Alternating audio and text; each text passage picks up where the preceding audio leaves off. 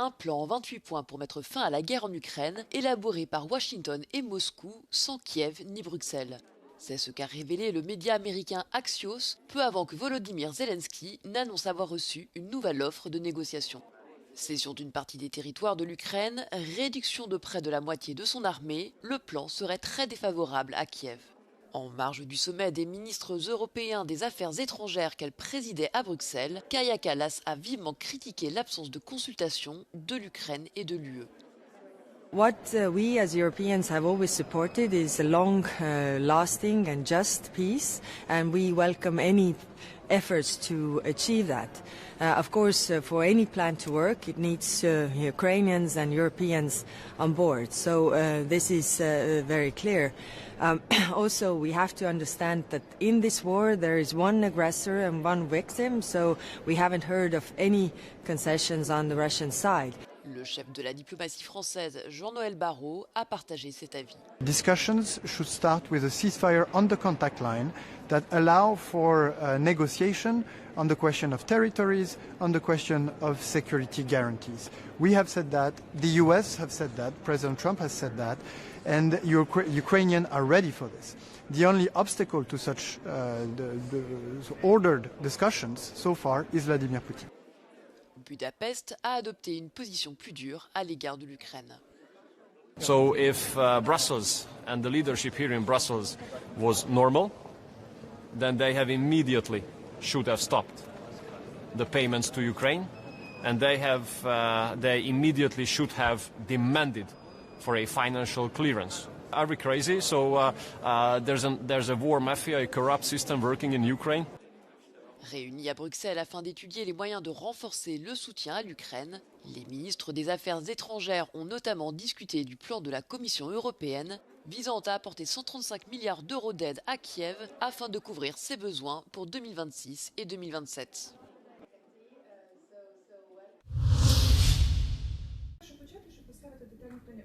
En Ukraine, les femmes ne sont pas obligées de s'enrôler dans l'armée, mais peuvent toutefois s'engager sur la base du volontariat.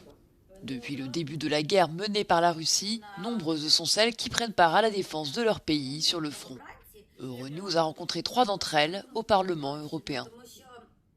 В Україні зараз в армії більше вже 70 тисяч жінок, і це рівнозначно деяким арміям європейських країн, наприклад, загалом. Да? Жінок стає більше, їх буде ставати більше, немає іншого просто вибору. І за рахунок жінок в армії, тобто чим більше жінок в армії, тим комфортніше і краще себе буде почувати кожна ця жінка. Oleksandra est lieutenant et officier au sein du groupe d'intervention spéciale de la garde nationale ukrainienne. Lorsqu'on lui demande pourquoi elle a décidé non seulement de rester en Ukraine, mais aussi de s'engager activement dans la défense de son pays, elle répond. Я хочу жити в своїй країні, в своєму місті, в своїй квартирі, дивитися на будиночки не розбиті, а для цього потрібно щось робити. Selon Oleksandra, la guerre menée par Moscou en Ukraine menace de s'étendre en Europe. La jeune femme appelle à agir pour empêcher que le conflit ne déstabilise l'ensemble du continent. Зараз у Європи є можливість підготувати сили, засоби, навчатися і разом з Україною боротися з цим злом. Тому що краще ж купувати хворь на етапі, поки вона не розповзлася повністю, широко, а коли воно ось є локалізовано в Україні і ще не дійшло до вас, але ти розумієш, що ось і почнеться умовне зараження крові. Потрібно ж з цим боротися, і це логічно, це про інстинкти самозбереження. А чому у Європи цього недостатньо, ну, не знаю. Але ми дякуємо за підтримку. Accepter de perdre nos enfants afin de protéger ce que l'on est, ces propos du général Fabien Mandon, le chef d'état-major de l'armée française, ont fait couler beaucoup d'encre ces derniers jours. Mardi, devant le Congrès des maires de France, le plus haut gradé français a appelé à un regain de force d'âme, alors que Moscou se prépare selon lui à une confrontation avec nos pays d'ici 2030. Ce qu'il nous manque, c'est la force d'âme pour accepter de nous faire mal, pour protéger ce que l'on est. Si notre pays flanche parce qu'il n'est pas prêt à accepter de perdre ses enfants, parce qu'il faut dire les choses, de souffrir économiquement parce que les priorités iront à de la production de défense, par exemple. Si on n'est pas prêt à ça, alors on est en risque. La ministre des Armées, Catherine Vautrin, s'est rangée ce jeudi derrière Fabien Mandon, estimant que le chef d'état-major est pleinement légitime à s'exprimer sur les menaces qui continuent de progresser. Cette déclaration de la ministre fait suite aux vives réactions de nombreux responsables politiques d'opposition comme LFI, qui accusent le général de propager un discours belligérant et d'être sorti de son rôle, ou du Rassemblement national pour qui la Russie n'est pas, je cite, la menace principale parmi les dangers pour la France. Depuis la base aérienne d'Orléans-Brissy, nous décollons à bord d'un hélicoptère de combat Fennec. Ce modèle léger est utilisé par l'armée française dans la lutte anti-drone de l'Europe. L'appareil est également déployé dans le cadre de l'exercice militaire Taranis. Pendant 3 semaines, les équipes de l'air et de l'espace de l'armée française se préparent à affronter des scénarios complexes, inspirés par la situation géopolitique mondiale de plus en plus instable. Taranis 2025, ce qui nous anime, eh bien, c'est vraiment fidèle à la devise de la brigade aérienne d'assaut et de projection, c'est de combattre et sauver. Combattre, je parle plutôt pour un parti hélicoptère, évidemment. Eh bien, ça va être déposer des commandos, récupérer des commandos, ça va être d'agir dans les airs pour assurer la souveraineté de l'État dans son espace aérien, sauver. Eh bien, ça va être aussi de récupérer des gens au sol, de treuiller, etc. Donc c'est ça qu'on va démontrer aujourd'hui.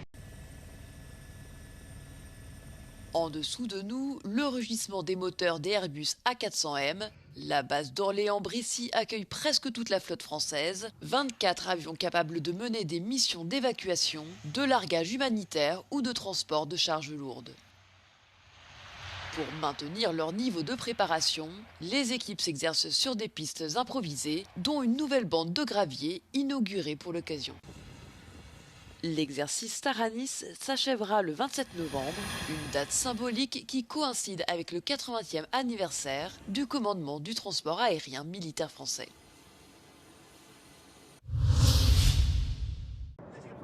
Donald Trump a fini par céder à la pression. Ce mercredi, le président républicain a signé une loi contraignant son gouvernement à rendre public l'ensemble des documents des autorités dans l'affaire Jeffrey Epstein.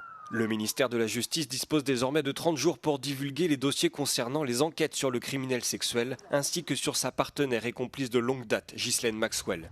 Le texte prévoit également la divulgation des dossiers relatifs au suicide de Jeffrey Epstein en prison. Cependant, il autorise le ministère à retenir ou caviarder des documents sous certaines conditions, notamment ceux qui permettraient l'identification des victimes, ainsi que ceux relatifs à une enquête ou des poursuites fédérales en cours. Cette décision intervient alors que Donald Trump s'est longtemps opposé à ce que les dossiers soient rendus publics, alors que certains le disaient potentiellement impliqués. Toutefois, la pression exercée par ses adversaires politiques et au sein de son propre parti s'est accrue, le poussant à faire preuve d'une plus grande transparence concernant les dossiers. Donald Trump a nié à plusieurs reprises tout acte répréhensible, affirmant avoir coupé les liens avec Jeffrey Epstein il y a plusieurs années. Un climat de peur règne à Chicago, où de nombreux immigrés n'osent plus sortir de chez eux. Des agents de l'immigration circulant en véhicules banalisés multiplient les arrestations dans tous les quartiers de la ville, ciblant toute personne qu'ils suspectent d'une présence illégale sur le territoire américain. De nombreux témoins se disent choqués par la violence de certaines interventions. My brother, obviously, he didn't want to get caught, so because he was illegal, so he started running. That's when multiple came out the cars and they tackled him to the ground, and that's where I chased behind them. Ces raids ont été déclenchés suite à la mort de 2 jeunes femmes dans un accident de voiture provoqué par un immigrant clandestin qui conduisait en état d'ébriété. Mais outre les personnes qui résident illégalement dans le pays, de nombreux citoyens américains ont fait les frais de la répression à Chicago. It was also like very hurtful seeing other people getting caught in the crossfire, you know, because they didn't have nothing to do with it, and all of them have citizenship. Being a Mexican American, I feel like a whole bunch of weight on my shoulders of what can we do to help each other. Depuis qu'elle a commencé début septembre, l'opération Midway Blitz a donné lieu à plus de 3300 arrestations selon les avocats des détenus.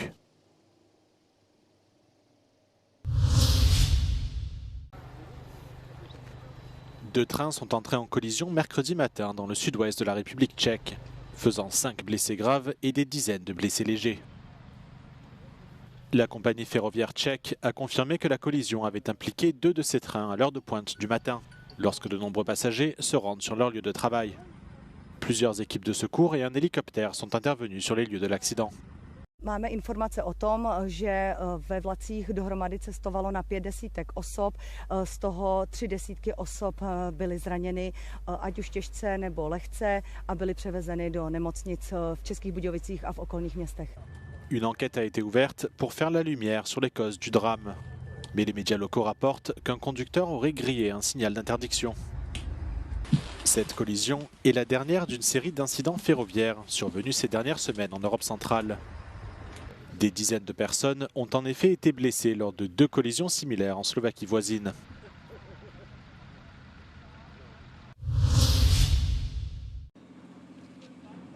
Un ferry transportant 267 personnes, dont 246 passagers, s'est échoué mercredi soir sur une île inhabitée au large de la côte sud-ouest de la Corée du Sud. 3 personnes ont été légèrement blessées avant que les autorités ne viennent secourir les passagers et les conduire vers un port voisin. Selon un rapport préliminaire, le navire se trouvait dans une zone nécessitant une navigation manuelle, mais le timonier, distrait par son téléphone portable, aurait laissé le pilote automatique. Les gardes-côtes sud-coréens ont assuré enquêter sur l'accident et ont arrêté 2 personnes soupçonnées de négligence grave.